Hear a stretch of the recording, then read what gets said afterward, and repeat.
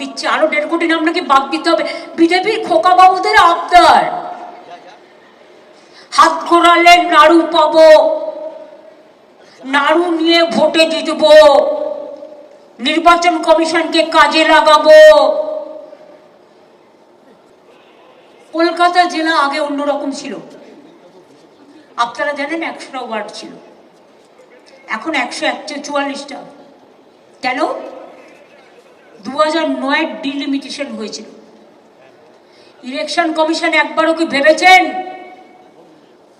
Vanish Kumar বাবুরা, একবারও বিজেপির দালালরা ভেবেছেন বিএলওদের নামে গালাগালি দেওয়ার আগে ট্রেনিং দিয়েছিলেন? টোটালটাই আনপ্ল্যান। বিজেপির কোথায়? বিজেপি কমিশন তৈরি করেছেন। আমাকে আপনারা ক্যাচ করা করবেন, যত ক্যাচ করবেন করবেন, থাকলে চাইলে গলাটাও কেটে দিতে পারেন, কিন্তু আমি মানুষের কথা বলবো।